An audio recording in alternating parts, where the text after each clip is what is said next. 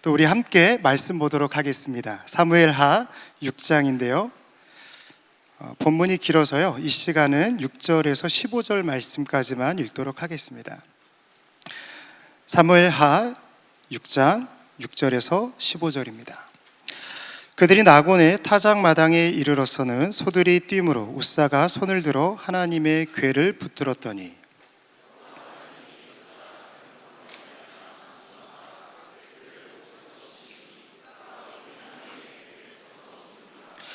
여호와께서 웃사를 치심으로 다윗이 분하여 그곳을 베레스 웃사라 부르니 그 이름이 오늘까지 이르느니라.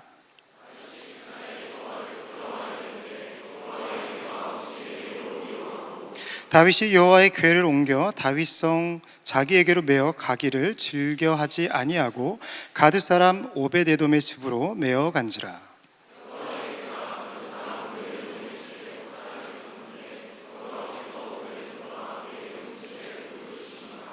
어떤 사람이 다윗 왕에게 아뢰어 이르되 여호와께서 하나님의 궤로 말미암아 오베데돔의 집과 그의 모든 소유에 복을 주셨다 한지라. 다윗이 가서 하나님의 궤를 기쁨으로 메고 오베데돔의 집에서 다윗성으로 올라갈새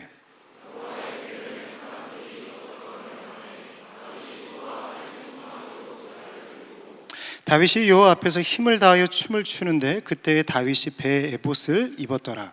다윗과 온 이스라엘 족속이 즐거이 환호하며 나팔을 불고 여호와의 궤를 메어 오니라. 아멘. 오늘은 실패 속에 찾은 기쁨이라는 제목으로 함께 말씀을 나누고자 합니다. 간단한 질문 하나 드리려고 하는데요. 여러분들의 삶 가운데 가장 기억에 남는 기쁨의 순간은 언제입니까? 내 인생 가운데 가장 기억에 남는 기쁨의 그 순간. 동일한 질문을 저에게 던졌을 때 저는 딱 생각나는 한 날이 있습니다. 누가 뭐래도 잊을 수 없는 그 날인데 2014년 11월 16일 주일입니다.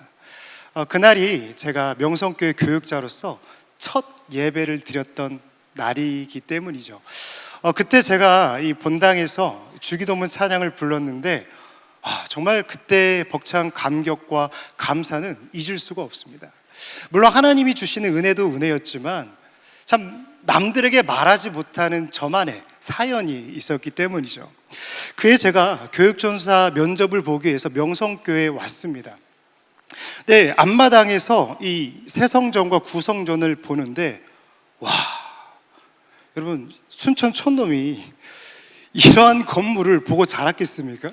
사실 순천은 이러한 건물이 없습니다. 근데 한 교회에 이 엄청나게 큰 이 건물 두 개가 제 눈앞에 있으니까요, 입이 닫아지지가 않더라고요. 근데 제가 더 했던 건 뭐냐면 이 새성전을 통해서 지하로 내려갔는데 저는 개미굴인 줄 알았습니다. 놀랍게도 제가 거기서 길을 잃어버렸어요. 농담 아닙니다. 진짜로 제가 가서 길을 잃어버렸는데 너무 이게 교회인가? 저는 지하에서 지하철 뚫리는 거 아니야? 라고 할 정도로 굉장히 이 세계가 신세계였고, 또 길을 잃어버렸다라는 이 문화적 충격이요, 굉장히 저에게 인사이트가 되었습니다. 사실 삶이라는 게 그렇습니다. 우리가 살아가는 삶이 늘 기억되어지고 늘 가슴에 남는 것 같지만 참 지워지지 않는 하루가 있죠. 그런데 제가 사연이 있다라고 말씀을 드렸잖아요. 근데 열심히 성전도 보고 지하도 이렇게 둘러보는데 문제는 길을 잃어버렸다라는 거죠. 이 시간은 점점 다가오는데 올라오면 구민회관 같은 회색 건물이 보이는 거예요. 알고 봤더니 월드 글로리아였어요. 그리고 또 내려가서 올라왔는데 이 톨보네 식당이 보이는 거예요. 저는 샬롬관을 가야 되는데 도저히 길을 못 찾겠는 거예요. 근데 시간은 다가오죠. 길은 모르겠죠. 정말 하나님 은혜 아니면 면접을 못 봤을 것 같아요. 근데 우여곡절 끝에 이 면접장에 들어갔는데 아직도 기억이 납니다. 권영철 목사님이 계셨고 또 신경민 목사님이 계셨고 또 여러분의 장로님들이 계셨어요. 여러 질문이 오가는 가운데 저한테 한 가지 주문을 하셨습니다. 유치부 대상으로 추수감사절 설교를 해보세요. 진짜 제 머리가요 하얘지더라고요. 그런데 제가 순천 촌놈 여기까지 올라왔는데 떨어질 수는 없잖아요. 그래서 어떻게든 짜내서 이야기를 했습니다. 그 순간이 저는 아직도 기억이 나요. 그 설교가 제가 어떻게 설교했냐면 덜덜덜덜덜덜덜덜덜. 여러분 무슨 소리가 들리지 않아요? 여러분 유치부 설교는요 얼굴로 하는 거예요. 얼굴로 먹고 들어가야 돼요. 일단은 뭐든 신기하게 덜덜덜덜덜덜덜. 여러분 경운기 소리가 들리기 시작해요. 아, 시골인가 봐요. 망했죠. 여러분 7세 아이가 경운기 소리를 어떻게 알아요? 에? 그리고 서울 태생이 경운기를 받겠습니까? 직감했죠. 아, 내려가야 되는구나. 그런데 또 하나님 은혜 가운데 제가 여기 서 있습니다. 여러분, 참 우리 삶 가운데 기쁨이 넘치는 순간은요 다른 것은 아닌 것 같아요. 내가 바라고 내가 원했던 일들이 내 삶 가운데 펼쳐지고 이루어질 때 우리는 그 순간 참 기뻐합니다. 사실 누구도 어떠한 실패를 기뻐하거나 고난을 즐기는 사람은 없죠. 다 그렇습니다. 그런데 늘 예외는 있기 마련입니다. TVN의 알쓸인잡인가요? 그 프로그램에서 김상욱 교수님이 나오셨는데 이 과학에 대해서 극단적으로 이렇게 표현을 하시더라고요. 과학이란 365일 중에 364일을 실패하고 하루를 성공하는 학문이다. 세계 석학들도 실패를 피해갈 수 없다라는 거죠. 또 한편으로는 우리가 누리고 있는 모든 이 성공이라는 것들이 수많은 실패들이 모여 만들어낸 결과물이라는 겁니다. 그런데 이 김상욱 교수님이 이 실패를 두 가지로 나누더라고요.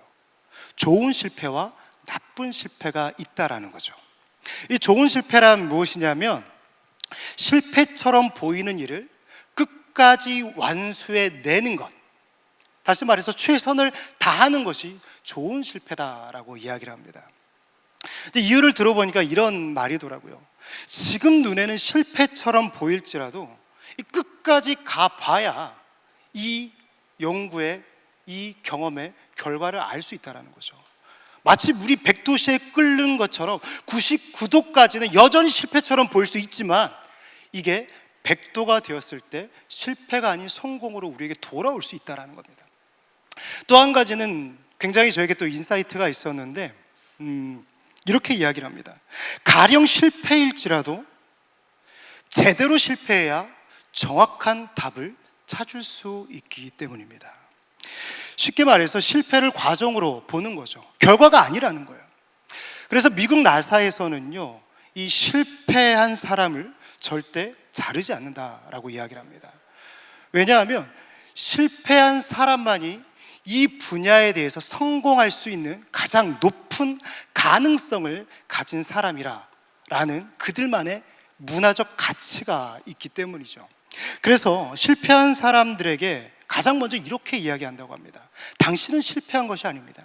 당신은 끊임없이 성공을 향해 달려가고 있고 누구보다도 해결할 수 있는 사람입니다. 사실 우리가 사용하는 아이폰도 그렇지 않습니까? 우리가 아는 이 애플사도 망할 뻔했던 회사였잖아요. 그 애플사가 개발한 제품 중에 뉴턴이라는 제품을 혹시 아십니까? 뉴턴. 아마 처음 들어보셨을 것 같은데 저도 자료를 찾아보다가 알게 된 사실입니다. 뉴턴은요 애플사가 세계 최초로 만든 개인 태블릿이에요. 그러나 결과적으로 졸작이죠. 망했어요. 누구의 기억 속에도 존재하지 않습니다. 그러나 그들은 그 걸음을 멈추지 않습니다. 실패가 실패되지 않도록 그는 끊임없이 걸어가고 결국 그 걸음의 열매가 무엇입니까? 아이폰과 아이패드죠.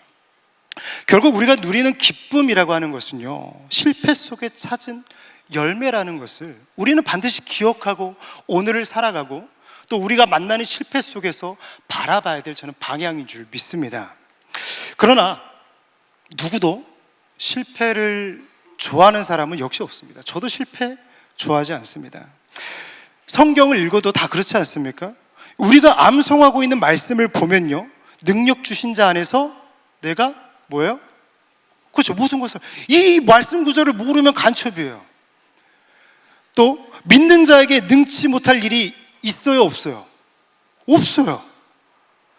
여러분, 믿음을 가진 우리지만 우리도 말씀을 보고 말씀을 묵상하고 또 말씀을 가까이 할 때 본능적으로 어떠한 성공이나 성취에 관련된 그와 가까이에 있는 말씀을 본능적으로 찾고 묵상하고 암송한다라는 거죠. 그런데 작년 11월인가요? 제가 담임 목사님 설교 제목 중에 굉장히 충격적이었던, 아직도 기억에 남는 설교 제목이 있습니다. 아마 여러분들도 기억을 하실 것 같아요. 제목이 실패박물관이었습니다. 실패박물관. 성경이라고 하는 이 책은 실패로 가득하다라는 것이죠. 어쩌면 하나님이 만든 아담도 실패를 했지 않습니까? 더욱이 이 인간이라는 존재는 바벨탑 사건을 통해서 또 한 번 실패합니다. 믿음의 조상이라는 사람도 이삭을 낳기 전까지 끊임없이 실수와 실패를 반복하죠. 위대한 사도 베드로도 그의 첫 부르신 만큼은요, 누가 뭐래도 실패자였어요. 아브라함도 실패했고 베드로도 실패했고 하나님이 만든 아담 역시도 그는 실패했던 사람입니다. 그러나 결국 그들의 삶 가운데 실패는 실패로 끝나지 않죠. 베드로는 위대한 사도가 되고 아브라함은 믿음의 조상이 되는 것입니다. 여러분, 실패 박물관처럼 보이는 성경이 말하는 핵심이 무엇입니까? 제가 거듭해서 말씀을 드리고 있는데요, 오늘의 실패가 끝이 아니라는 것이죠. 오늘의 실패가 오늘의 우리 인생의 최종 목적지가 아니라는 거예요. 더 나아가서 성경은요, 실패 속에 우리가 찾고자 했던 기쁨이 숨겨져 있다라고 역설적으로 이야기하고 있습니다. 오늘 말씀도 마찬가지입니다. 오늘 본문 말씀을 보면요, 하나님의 임재의 상징인 언약궤가 다윗성으로 돌아오는 말씀을 기록하고 있죠. 다윗 일생에 있어서 가장 기쁘고 복된 날이 아니었을까라는 생각을 해봅니다. 그랬기 때문에 그는 바지가 벗겨질 정도로 춤을 췄겠죠. 제가 춤하니까 저희 샤인 집회 때 교육자 특순이 생각이 나는데, 여러분 기억 다 하시죠? 잊을 수 없는 기억이죠. 예, 밤양갱을 넘어서는 밤기도. 저는 그 노래보다 두비두비둡ปุ๊ 여러분, 센스 없으면 그건 못합니다. 근데 여러분, 보통 리허설을 하면요 100%를 다 노출하지 않잖아요. 근데 리허설을 할 때 한 분은 정말 다윗처럼 춤을 추셨어요.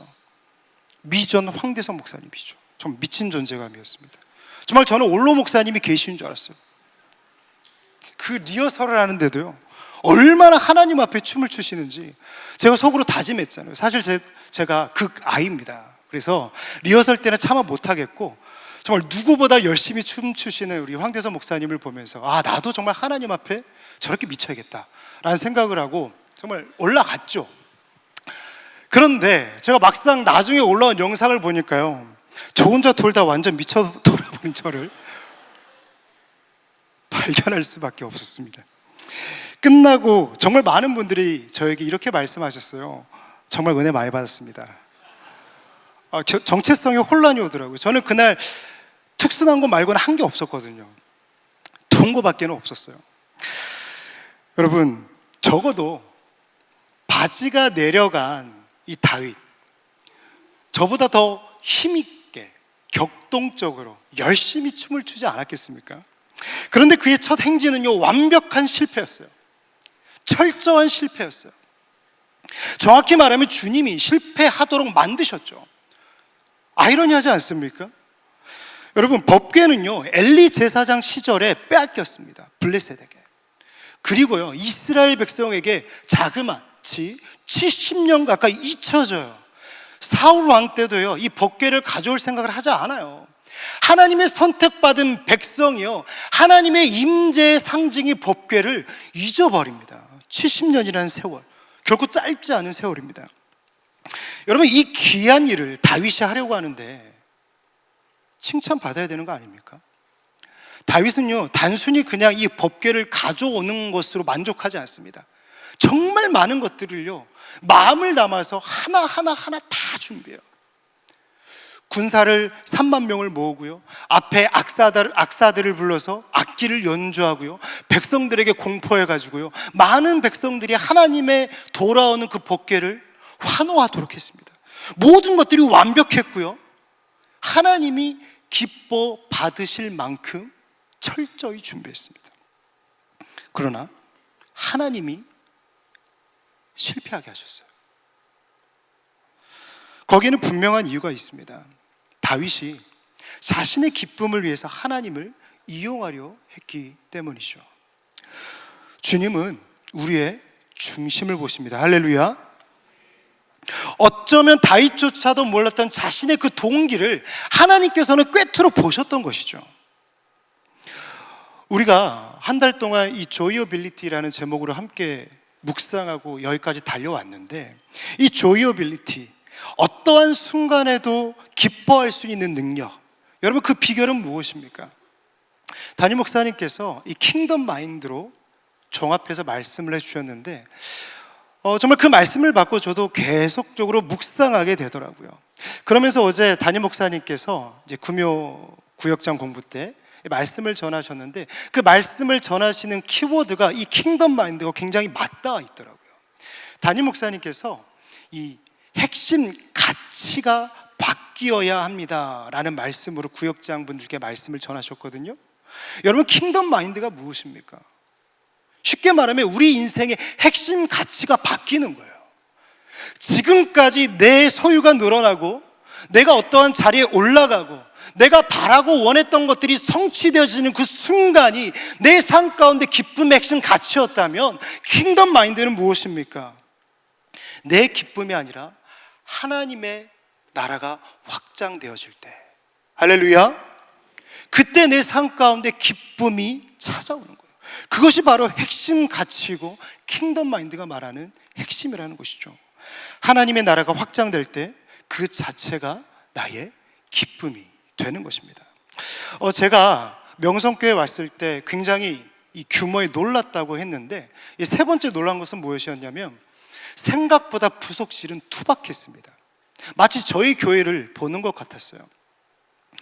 여러분, 우리 교회가 돈이 없어서 이 시설을 바꾸지 않습니까? 저는 핵심 가치에 있다고 생각합니다. 종종 담임 목사님과 함께 지내다 보면요, 담임 목사님이 늘 입버릇처럼 하시는 말씀이 있어요. 여름에는요, 온도 너무 낮추지 마라. 또 지나가다가 불 켜져 있으면 불 꺼라. 여러분, 우리가 전기세 낼 돈이 없어서 그렇게 행동합니까? 아니죠. 핵심 가치예요. 여러분, 불 한 번 끈다고 해서 그게 어떠한 절약이 되겠습니까? 우리의 핵심 가치가 거기 있기 때문에 우리는 아끼는 거예요. 여러분, 우리가 아끼고 바꾸지 않아서 그 모은 헌금들을 어디로 보냅니까? 선교지로 보내는 거예요.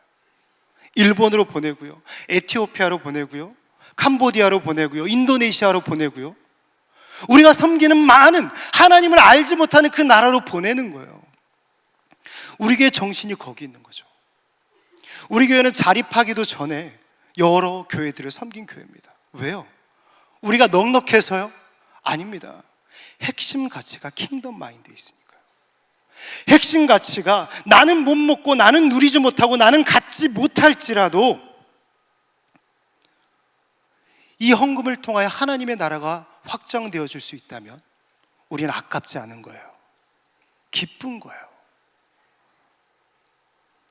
저는 여기에 거절을 거절할 수 있는 능력이 있다고 생각합니다. 세상이 나를 거절해도요, 내가 하나님의 기쁨이 되면 나는 괜찮은 거예요. 보십시오. 다윗이 광야를 유랑하잖아요. 그러나 광야에서 늘 그는 찬양하는 사람이었습니다.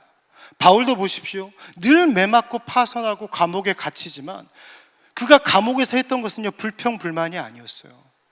기뻐 찬양했습니다. 광야와 감옥, 이 두 장소의 공통점은 무엇입니까? 버려짐의 시간이고 거절의 장소라는 거예요. 그러나 그들은 그곳에서도 하나님을 찬양합니다. 그 이유가 무엇입니까?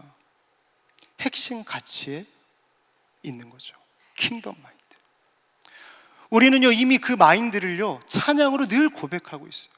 내가 원하는 한 가지, 주님의 기쁨이 되는 것. 우리 함께 고백해 볼까요? 내가 원하는 한 가지 주님의 기쁨이 되는 것, 내가 원하는 한 가지 주님의 기쁨이 되는 것. 여러분, 이 찬양의 고백이 무엇입니까? 그분이 나의 기쁨이 되는 것이 아니라 내가 그분의 기쁨이 되는 것. 그것은 핵심 가치의 변화에서 시작되는 것이고, 그 핵심 가치의 변화는 결국 킹덤 마인드라는 거예요. 여러분, 주님의 기쁨 되시기를 간절히 축복합니다. 다윗은 오늘 말씀을 통해서 실패를 경험하지만 결코 실패로 끝나지 않습니다. 오히려 실패는요, 그가 기쁨으로 나아가는 데 있어서 마중물이 되죠. 오늘 예배를 통해서 이 기쁨의 핵심 가치가 나 중심에서 하나님 중심으로 옮겨가는 은혜가 있기를 간절히 소망합니다. 이를 위해서 우리는 세 가지를 점검하고 회복해야 되는데요, 첫 번째는 하나님을 경외하는 마음을 회복해야 합니다. 관계의 대부분의 이 깨어짐과 멀어짐은요, 익숙함과 친밀함에서 시작합니다. 너무 가깝다 보니까 서로가 지켜야 될 선을 넘는 것이죠. 저도요, 이 관계에서 실수할 때를 보면요, 가장 가까운 사람한테 가장 많이 실수하고요, 그 실수한 이유는요, 익숙함과 친밀함 때문이더라고요. 제가 부활절 설교를 그냥 사랑이라고 했었잖아요. 어느 날 제 아내하고 같이 있는데 문득 그 설교 제목이 생각나는 거예요. 그래서 제가 아내한테 이야기했죠. 여보, 그냥 사랑해? 그랬더니 아내가 저한테 이렇게 얘기하더라고요. 옷만 대해 사랑해야지. 가끔 아내가 무섭습니다. 여러분, 저는 그냥 얘기했지만 그게 익숙함과 친밀함에서 나오는 거죠. 여러분, 제가 가벼운 예를 들었지만 정말 여러분, 이 가까워진 관계, 깊다 생각했던 그 관계가 깨어지는 순간은요, 내가 뭔가를 더해서가 아닙니다. 너무나도 기본적인 관계에 지켜야 될 선을 넘을 때죠. 여러분, 우리의 하나님과의 관계도 마찬가지입니다. 신앙의 연수가 깊어지고 넓어질수록 이 하나님과의 관계 속에서 느껴지는 익숙함과 친밀함이 주는 착각이 있어요. 내가 다 하나님을 안다라는 착각이요. 내가 다 하나님을 안다라는 거예요. 제가 고등학교로 미션 스쿨을 나왔는데 두 선배가 있었어요. 저희는 이제 늘 예배를 드렸으니까 일주일에 한 번씩 같이 모였는데, 그 선배는요, 늘 예배실 들어갈 때 이렇게 기도하는 거예요. Hello, Papa. 나갈 때는 뭐라고 기도하냐면 Bye, Papa. 정말 여러분, 이해가 되십니까? 저로서는 도저히 이해가 안 되더라고요. 여러분, 그게 어디서 왔냐라는 거예요. 하나님과 잘못된 익숙함과 친밀함에서 나오는 경외함의 상실이죠. 여러분, 제가 우리 교회 왔을 때 또 한 가지 느꼈던 것은 하나님을 향한 굉장한 경외심을 지킨다라는 거예요. 담임 목사님께서 말씀을 전하기 위해 등단을 하시면 가장 먼저 하시는 것이 무엇입니까? 기도죠. 기도를 하십니다. 그런데 그냥 앉아서 기도하셔도 되지만 굳이 무릎을 꿇고 기도하세요. 담임 목사님이 하나님과 친밀함이 없기 때문입니까? 아니죠. 여호와를 경외하는 자세인 줄 저는 믿습니다. 우리 올로 목사님도 마찬가지입니다. 80평생 60년의 그 모든 목회 생활 가운데 빠지지 않고 변하지 않고 하나님 앞에 지켰던 자세는요, 나는 아무것도 아닙니다 였습니다. 늘 올로 목사님도 여전히 지금도 말씀의 단에 올라가시면 의자에서 무릎 꿇고 기도하시는 거예요. 여러분, 친밀한 관계일수록 예의를 지켜야 합니다. 아마 여러분들도 그런 마음을 분명히 갖고 있을 것입니다. 오늘 예배당에 오실 때 가장 먼저 하셨던 것이 무엇입니까? 아마 기도였을 것입니다.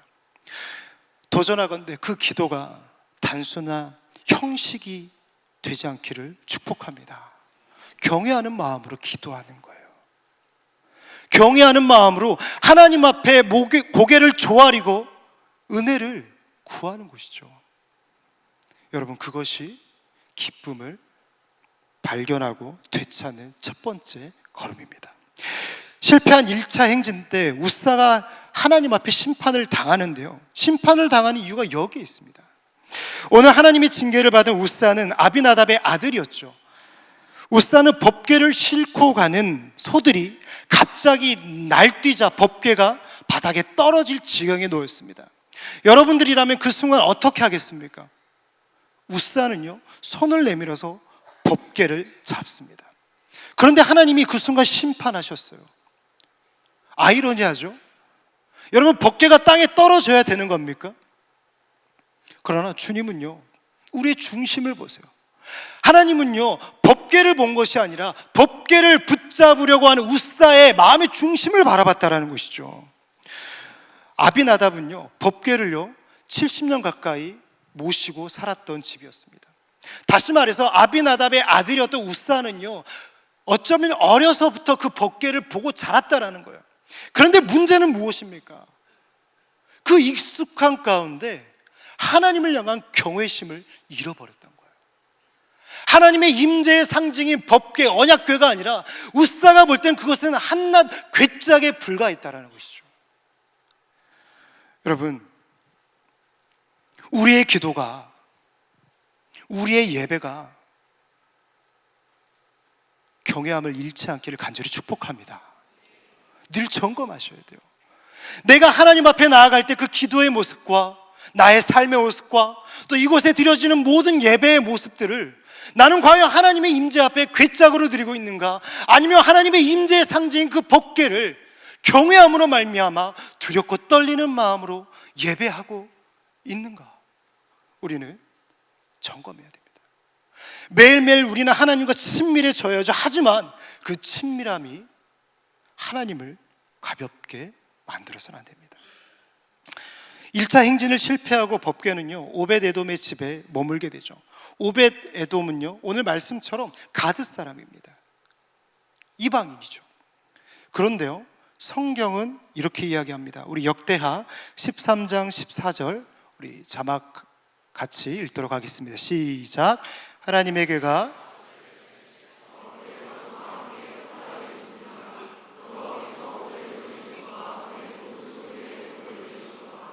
아멘.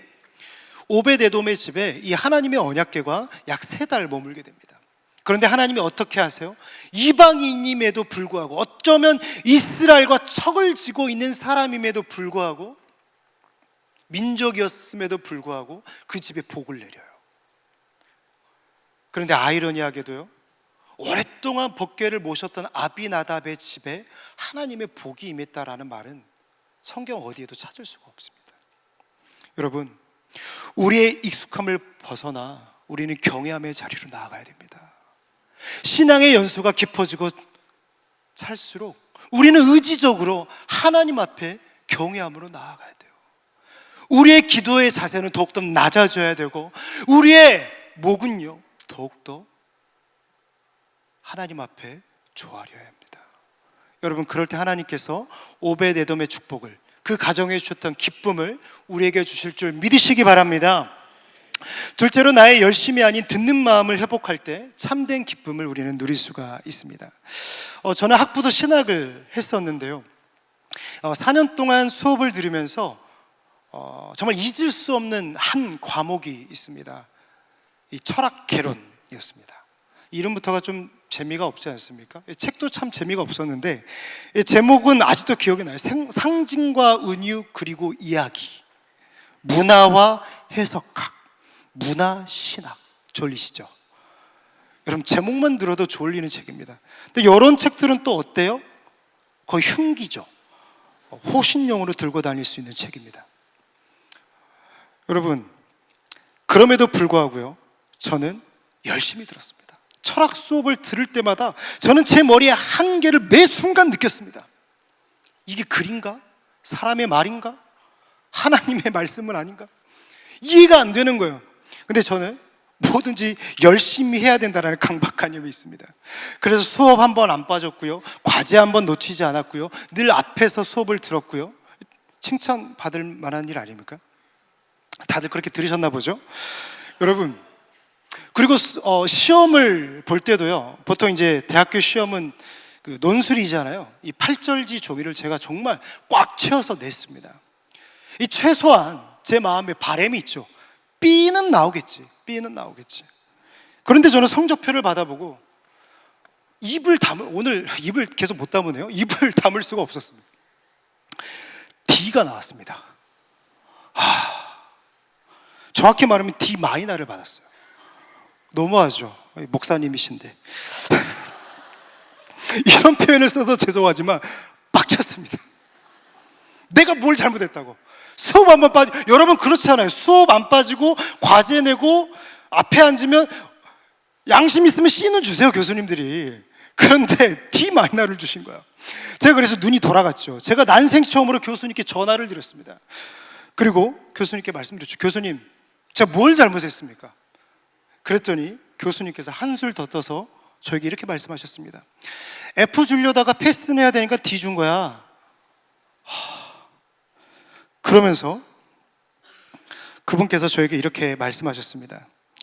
자네가 열심히 한 건 알겠는데 시험 답안 안에는 내가 원하는 답이 없었네.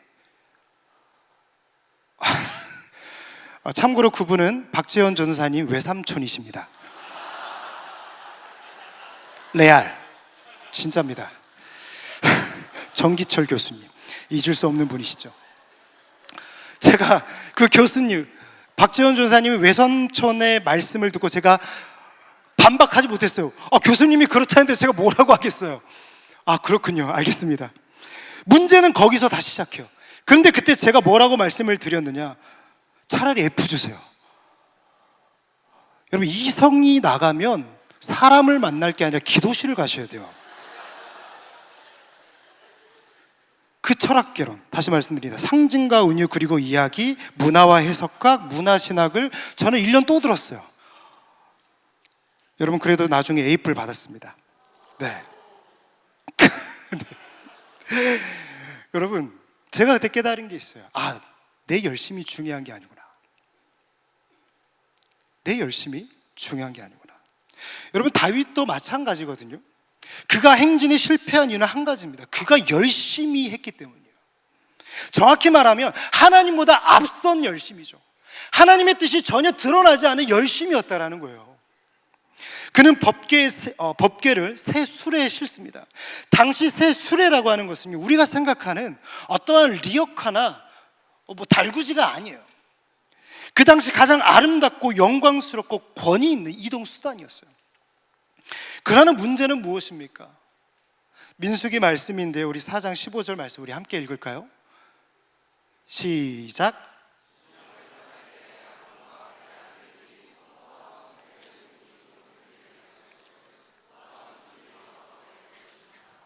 네, 하나님께서 뭐라고 말씀하셨어요?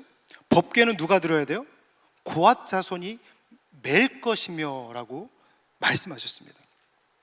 그의 열심은 대단했고요. 그가 할 수 있는 최선의 것을 다 했습니다. 이보다 나을 수는 없어요. 이보다 더 할 수는 없다라는 거죠. 그런데 문제가 무엇입니까? 하나님의 말씀이 없어요. 하나님의 뜻이 그 모든 열심 가운데 단 1도 드러나지 않았다라는 것이죠. 그리고 가장 큰 문제는 무엇입니까?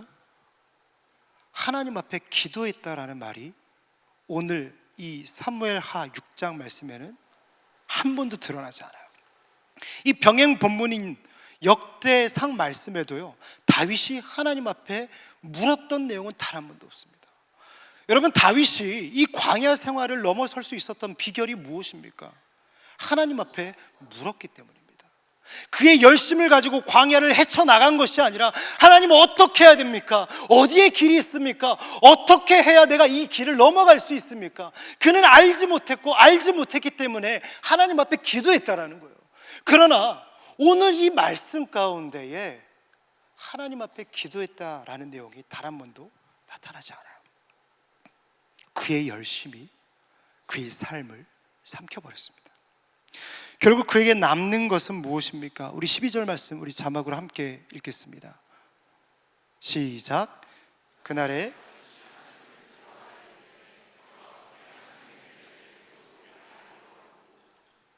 기쁨이 아닌 뭐가 남아요? 두려움이 남습니다. 우리의 열심보다 중요한 것이 있다면요, 하나님의 말씀을 듣는 마음입니다. 솔로몬을 떠올려 보십시오. 그는요, 어쩌면 아버지 시대보다 이스라엘을 더욱더 강대국으로, 더욱더 큰 나라로 만들었습니다. 아프리카에서조차 그 지혜를 배우기 위해 찾아오지 않습니까?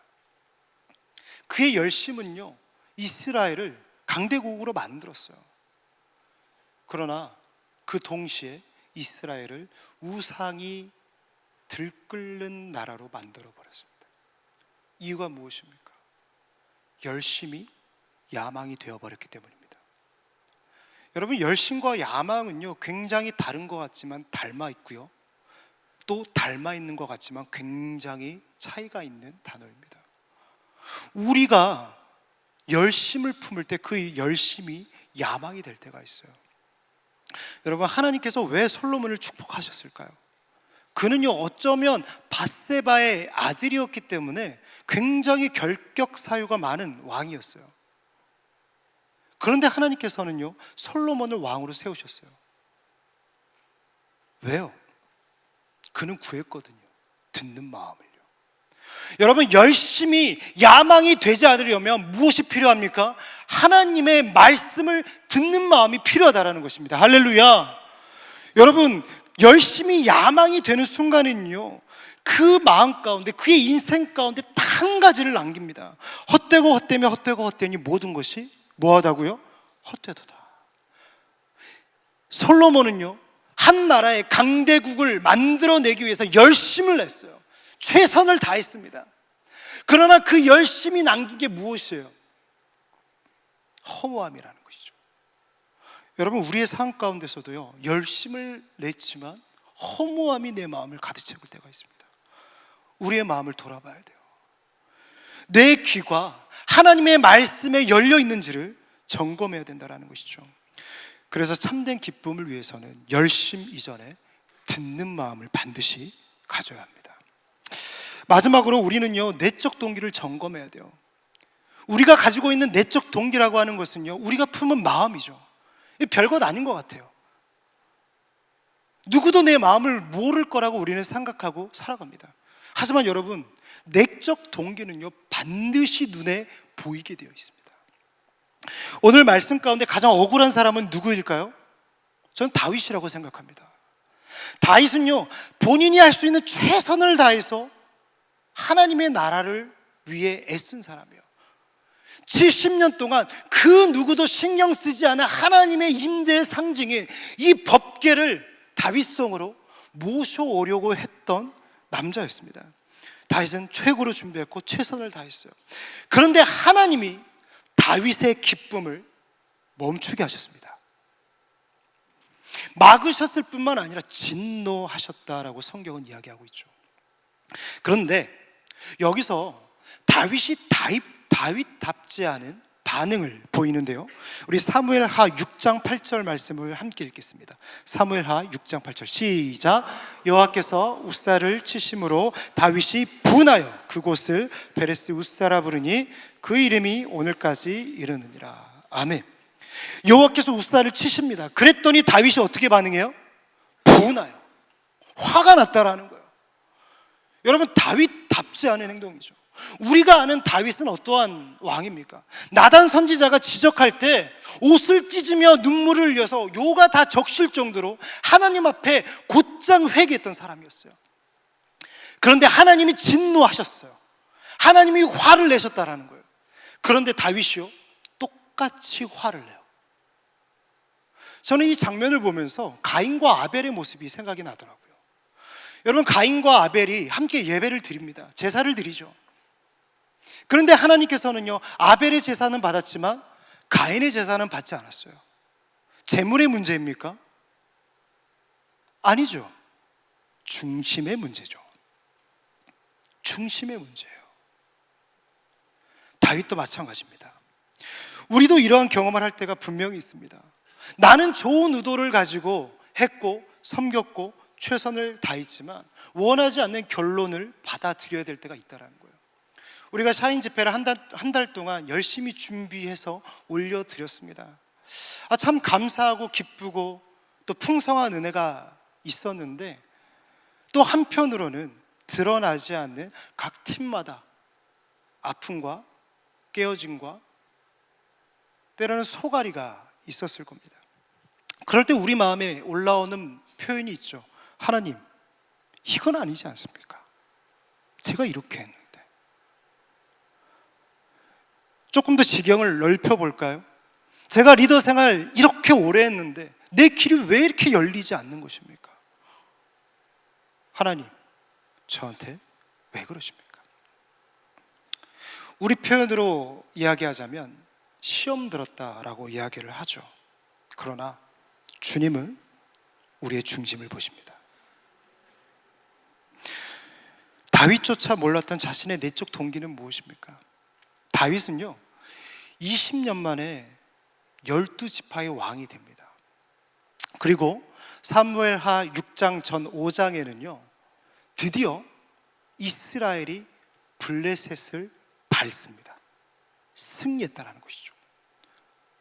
그는 드디어 정치적인 안정을 찾았고요, 정세 속에서 블레셋보다 우위에 섰습니다. 그런데 한 가지 남은 것이 하나 있었습니다. 바로 나의 왕권에 대해서 끊임없이 의구심을 품는 자들이었죠. 그에게 필요한 것은 무엇입니까? 나의 왕권의 정당성과 이 종교적 정당성이 필요했다라는 거예요. 그래서 그가 했던 것이 무엇입니까? 법궤를 가져오는 것이었어요. 여러분, 이 법궤를 움직이는 데 있어서 상식적으로 생각했을 때 먼저는 하나님과 기도해야 됩니다. 두 번째로는 누구와 상의를 해야 될까요? 법궤를 움직이는데 제사장들이죠. 그런데 역대상 말씀을 보면요, 다윗은 제사장들이 아니라 천부장과 백부장들과 상의하기 시작해요. 그리고 온 백성들에게 물어봐요. 내가 이 일을 하려고 하는데 여러분들 생각은 어떠십니까? 백성들이 뭐라고 말할까요? 좋습니다. 왜 이 일을 백성들에게 물어봤을까요? 내가 하는 일, 내가 하고자 하는 일을 알려주는 거예요. 그리고 다윗은 법궤 앞에 악기들과 악사들을 세웁니다. 그리고 그 뒤로는요 3만 명의 군대를 줄지어 세워요. 그리고 백성들을 둘러싸게 하여 이 모든 퍼레이드를 보게 합니다. 무엇을 위해서요? 나의 마지막 남은 왕권의 그리고 종교성의 정당성을 확보하기 위해서. 여러분, 다윗이 그 순간 얼마나 기뻤을까요? 정치, 경제, 종교 모든 것이, 모든 퍼즐이 맞춰지는 그 순간이었습니다. 그러나 잘못된 내적 동기는 결국 분노만을 남게 합니다. 사랑하는 여러분, 기쁨이 늘 여러분들 마음 가운데 충만하기를 축복합니다. 그런데 종종 우리는요 기쁨을 잃어버려요. 때로는 기쁨이 아닌 분노가 내 안에 가득할 때가 있습니다. 그때 우린 하나님, 이거는 좀 아니지 않습니까? 이건 좀 아니잖아요 라고 말하기에 앞서 하나님 앞에 우리는 철저히 우리의 동기를 돌아봐야 될 줄 믿습니다. 여러분, 우리가 이 땅을 살아가는 이유는요 한 가지라고 생각해요. 한번 코드 잡아주시겠어요? 나의 만족과 유익을 위해 가지려 했던 세상 일들 이제 모두 다 여기고 주님을 위해 다 버린 나의 만족과 유익을 위해 했던 세상 일들 이제 모두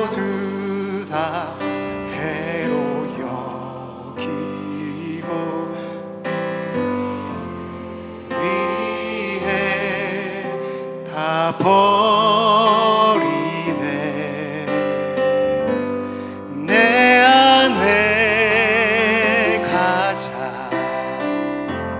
귀한 것 주님을 알미라. 모든 것 되시며 의와 기쁨 되신 주 사랑합니다. 말씀을 마칩니다. 여러분, 이 찬양의 마지막 가사는 한 가지입니다.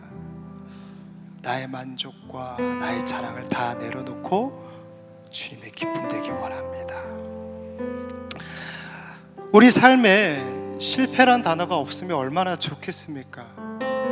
목사인 저도요, 솔직한 마음에 성공한 목사가 되고 싶지 실패한 목사가 되고 싶지 않습니다. 그러나 저는 늘 다짐해요. 하나님의 뜻이 세상적 기준에 실패한 목사라면 나는 그 길을 가리라. 여러분, 우리 삶 가운데 실패는 누가 결정합니까? 하나님이십니다. 세상이 아니라는 것이죠. 성공은 누가 결정합니까? 세상입니까? 하나님이십니다. 하나님이 우리를 세상적 실패의 길로 인도하신다면 우리는 기쁨으로 가야 될 줄 믿습니다. 거기에 참된 기쁨이 있기 때문입니다. 다윗도 실패합니다. 아니, 수많은 믿음의 선조들 삶 가운데 실패가 없는 인생은 없어요. 그러나 그들의 인생은요, 실패로 끝나지 않습니다. 실패 속에 기쁨을 발견하죠. 그 반전을 일으키는 그 트리거는 무엇입니까? 다시 우리의 시선을 돌려 하나님을 바라보는 것입니다. 주님을 바라보는 것입니다. 실패의 자리에서 도망치지 않고 하나님을 바라보는 것입니다. 다윗의 1차 행진은요, 완벽한 실패였습니다. 누가 뭐래도 실패했어요. 거기에 다윗은요, 분노까지 했죠. 그의 동기, 그의 행동, 그의 감정 싸그리 실패했습니다. 다 실패했어요. 다윗의 심정이 어떻을까요? 복잡미묘했을 것입니다. 나 하나님 앞에 최선을 다했는데, 나 주를 위해 모든 것을 다 바쳤는데 화가 머리끝까지 올라갔을 거예요. 하나님이 미웠을 거예요. 그리고 두려웠을 거예요. 세상 사람들 어떻게 쳐다볼까요? 야심차게 준비했던 행진은요, 백성들의 조롱거리가 되어버렸습니다. 나의 정당성을 확보하려고 했던 그 행진은요, 비아냥거림이 되어버렸습니다.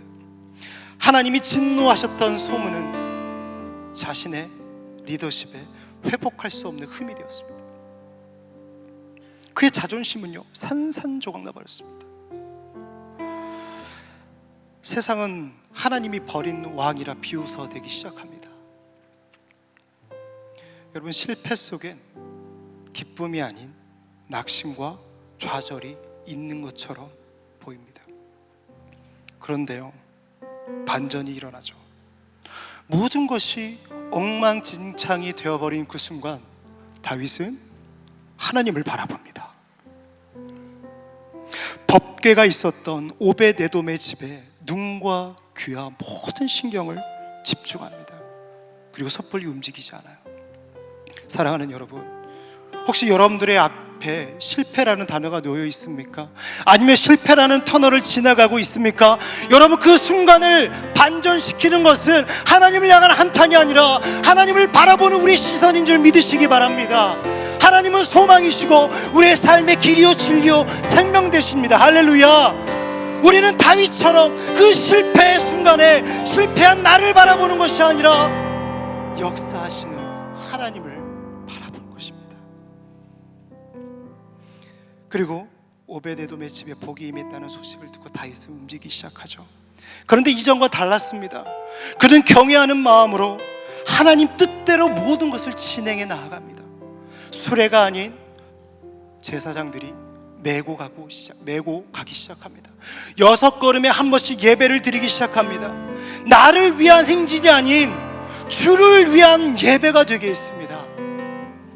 그리고 다윗은 배 에봇을 입고 누구보다도 앞장서서 하나님을 찬양하는 예배자로 섭니다. 여러분, 예배자로 서십시오.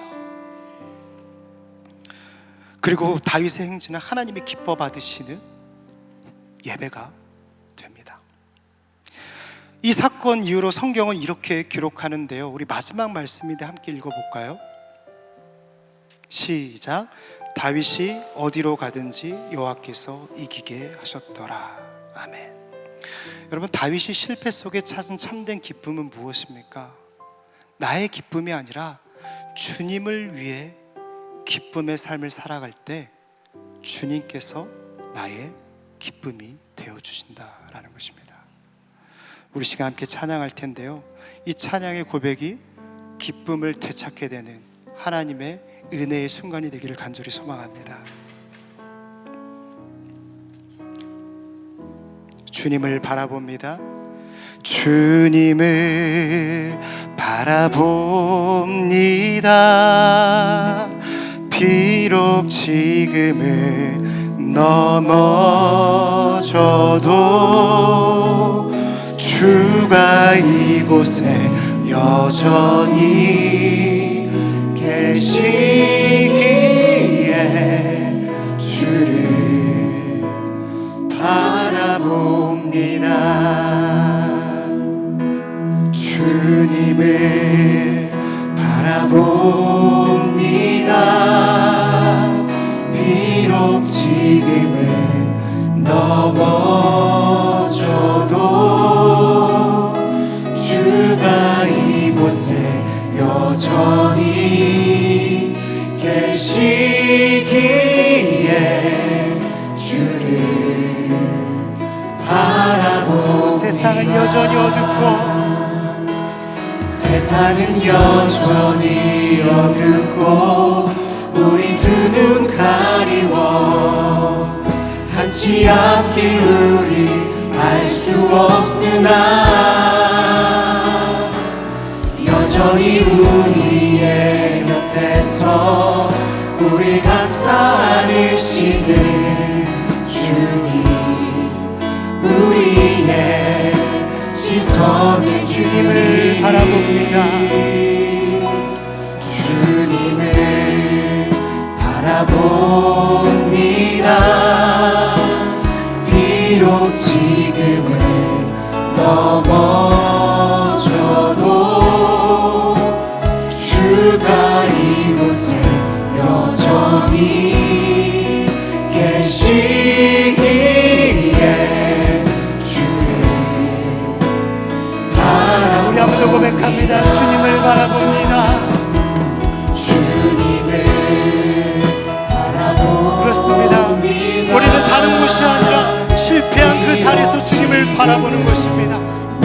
비록 넘어진 그 자리에서 우리는 소망을 발견하지 못할지라도 소망이신 주님께서 우리가 주님을 바라볼 때에 찾아와 주시고 우리의 산 소망이 되어주실 줄 믿습니다. 우리 시간에 믿음으로 고백하며 나아갑니다. 세상은 여전히 어둡고 세상은 여전히 어둡고 우리 두 눈 가리워 같이 앞길 우리 알 수 없으나 여전히 우리의 곁에서 우리 감싸 안으시는 주님, 우리의 시선. 세상은 여전히 어둡고 세상은 여전히 어둡고 우리 두 눈 가리워 한치 앞길 우리 알 수 없으나 여전히 우리의 곁에서 우리 감싸 안으시는 주님, 우리의 시선이 드리니. 우리 우리 시간에 함께 기도하기 원합니다. 우리 시간에 기도할 때요, 우리의 내면을, 우리의 중심을 바라보신 주님 앞에, 하나님, 나도 나를 모릅니다.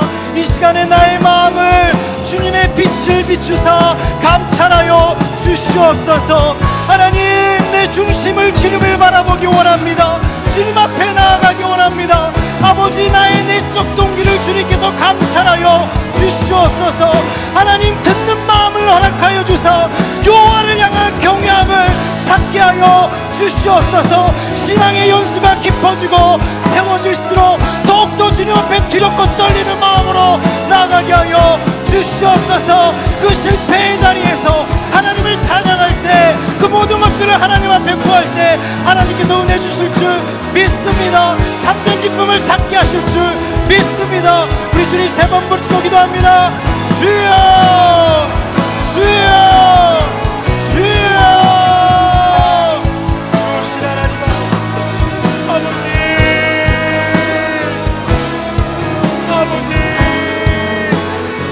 아버지, 왜 내 마음에 분노가 있습니까? 하나님, 왜 내 마음에 분노함이 있습니까? 왜 내 마음에 하나님 보시기에 옳지 않은 마음이 있습니까? 주여, 하나님의 그 찌르신 가운데 겸손히 나아가게 하여 주시옵소서. 익숙함과 친밀함 가운데 하나님, 저에게 왜 그러십니까? 하나님, 내가 무엇을 잘못했기 때문에, 아버지, 내가 무엇을 하나님을 성급하게 했다고 하나님 나를 이렇게 하십니까? 아버지, 그런 마음 다 내려놓게 하여 주시옵소서. 주여, 나도 나를 모릅니다. 주여, 나의 동기를 나도 모릅니다. 주여, 이 시간에 주님의 빛을 비추사 주여, 나의 부족한 마음이 정한 마음 되게 하여 주시옵소서. 실패의 자리에서 주님을 바라볼 때 아버지께서 나를 만지시고 고치시며 마땅히 품어야 돼 듣는 마음과 여호와를 경외하는 마음과 하나님께서 주시는 귀한 사명을 내가 품게 될 줄 믿습니다. 하나님, 이 시간 은혜 더하여 주시옵소서. 하나님, 은혜 더하여 주시옵소서. 하나님, 모든 것 가운데 하나님 내 마음을 옳게 하실 줄 믿습니다.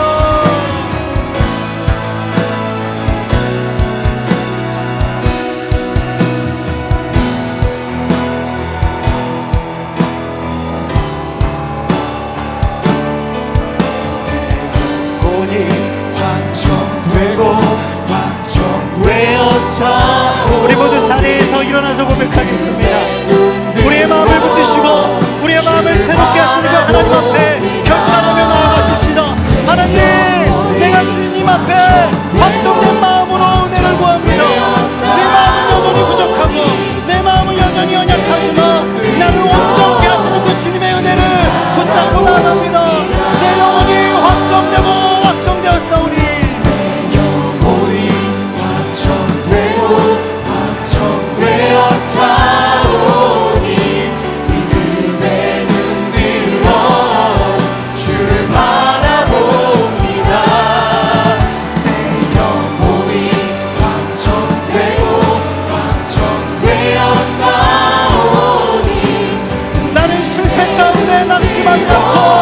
주님을 바라보리라. 우리 한번 더 고백합니다. 내 영혼이 확정되고 내 영혼이 확정되고 확정되어 싸우니 믿음의 눈 들어 주를 바라봅니다. 내 영혼이 확정되고 확정되어 싸우니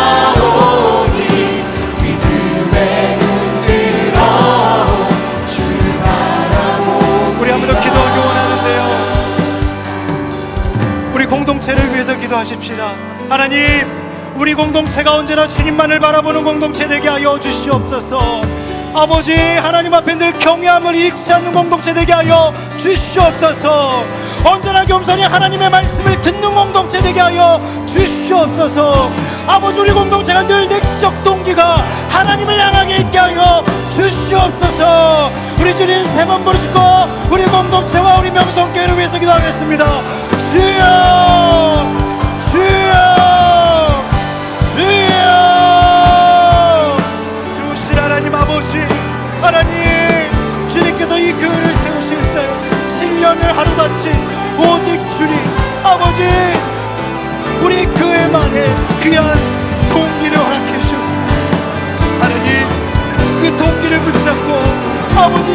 하나님의 나라가 오는 그날까지 오로지 좁은 길, 오로지 외길만을 걸어가는 교회 되게 하여 주시옵소서. 하나님, 우리가 많은 것들을 아끼고 또 아낍니다. 아버지, 고칠 수 있고 바꿀 수 있고 더 좋게 할 수 있지만 우리 교회의 핵심 가치는 나를 부여하게 하는 것이 아니라 하나님의 나라를 확장시키고 하나님의 나라를 세워가고 지금을 알지 못하는 나라에 복음을 세우며 또 여전히 이 나라 가운데 미자립 교회와 개척교회를 세우는 데 있습니다. 아버지, 그 핵심 가치 킹덤 마인드를 잃지 않고 살아가는 교회 되게 하여 주시옵소서. 아버지, 우리 유스톤 공동체가 각자 가장 앞장서서 섬기는 공동체 되게 하여 주시고, 아버지, 언제나 여호와를 경외하는 마음으로 겸손히 나아가는 공동체 되게 하여 주시옵소서. 항상 겸손하여서 하나님을 향한 듣는 귀가 열려있는 공동체 되게 하여 주시옵소서. 하나님께서 모든 것을 이끌어 주실 줄 믿습니다.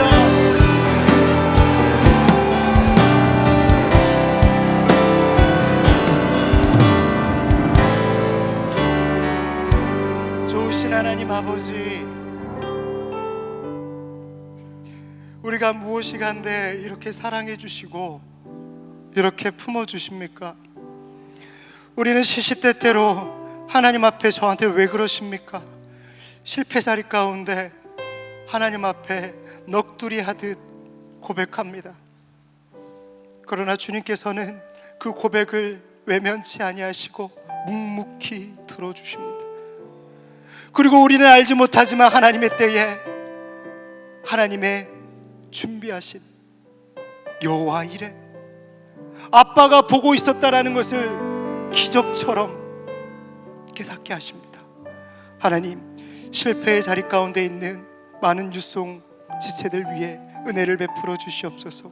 그 상황에 실족지 않게 하여 주시고 참된 기쁨을 발견하는 은혜가 있게 하여 주시옵소서. 하나님 앞에 경외함을 회복하게 하여 주시고 나의 열심이 아닌 듣는 마음이 있게 하여 주시며 내적 동기가 하나님 마음이 되게 하여 주시옵소서. 하나님, 그러한 공동체 되게 하여 주시고 그러한 공동체, 이 유송 공동체를 하나님 귀하게 사용하여 주시옵소서. 주님, 감사드리며 살아계신 예수님의 이름으로 기도드리옵나이다. 아멘.